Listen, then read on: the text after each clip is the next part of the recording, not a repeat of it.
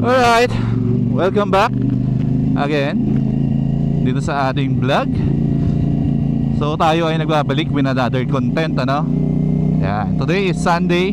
Makakapag-content tayo. Ngayon ay umaga. Tuwing hapon kasi nag-uulan guys kaya hindi tayo nakakalabas. So ngayon natin gagawin yung ating content ngayong umaga.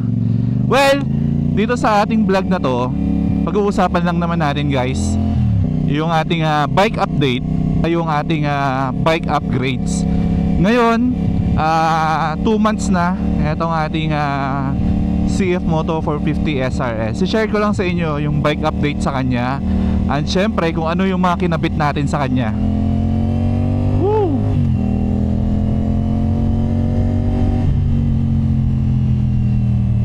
Parang ang bilis, no? 2 months na ngayon, no? Hanap lang tayo ng mapapwestuhan. Then ayun, doon tayo spot.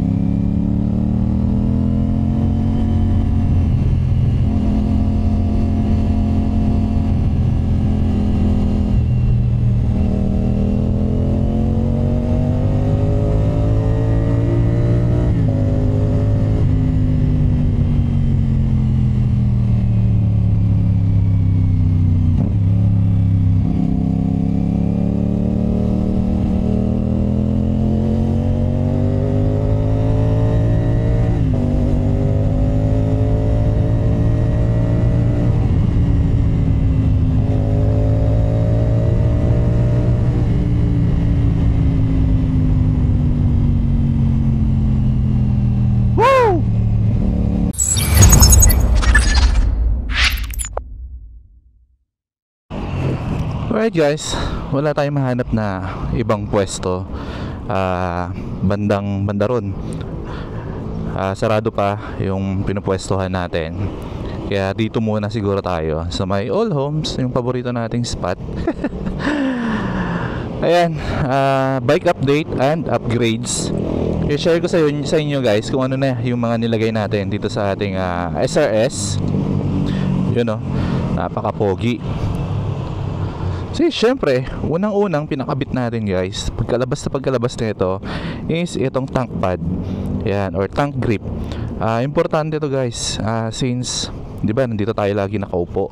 Dito usually nagagasgasan yung tank niya. Ito madalas nagagasgas. Syempre, pag meron ka ng tank pad, additional ano na yan, kumbaga hindi na siya magagasgasan pag meron na to. Yun o. Tsaka syempre, ang pinaka-importante, yung grip. Kumbaga yung paa mo kasi nandito, yayakap dito So yung grip yung pinaka-importante dyan. Na-score ko pala to guys sa may Lazada. Ayan, di na natin lalagay yung mga link kung saan natin sila pinagbibili, ano. Pero ayan siya. Ayan. Then next na upgrade natin na ginawa sa kanya is itong SC Project. Yun o. So after nyan, nagpalagay na tayo ng slip-on na exhaust. By the way, gawa to ni Red Exhaust dyan sa Caloocan. PM nyo lang sila kung gusto nyo magpagawa ng ganito. So yung sa amin, ayan lang, simple lang. Yung tunog, yes, maingay, pero okay naman siya. Hindi naman siya ganun kaingay. Ayan. So yan usually naririnig nyo sa mga sound check ko. Pero noon, nagpalagay din tayo nito, or bumili rin tayo nito. Yung latest natin is yung kanyang windshield.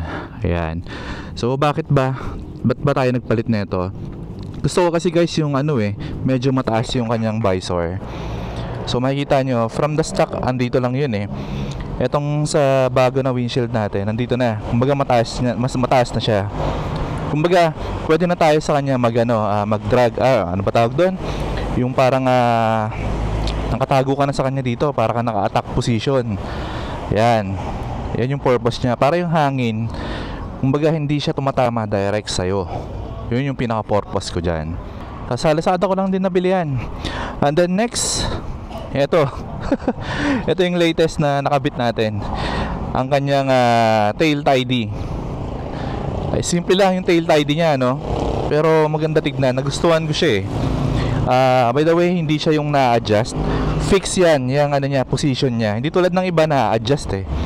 Itong sa atin naka-fix.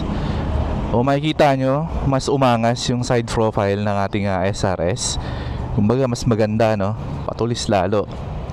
Ayun lang naman yung ating upgrade dito sa ating SRS. Sa ngayon ha, gaya nga ng sabi ko, gusto ko sana quick shifter muna. Pero inuna ko bilhin yung nandito, yung radiator guard. Nahihirapan kasi ako guys maglinis ng radiator eh. Napakadumihin yan. Mga tayo ng radiator guard, parating pa lang. And etong fender extender, yung parang sa tapaludo niya, i-extend niya. Para yung tubig hindi siya abot na abot hanggang dun eh. Kasi yung putik guys, abot hanggang dun sa taas. Yun ang problema. Kaya tayo kumuha ng fender extender. Sana mag-fit sa kanya. So yun pa lang naman yung future upgrade natin na parating dito sa ating 450 SRS. Yun napakapogi. By the way, 2 months na sa atin tong ating motor ngayon.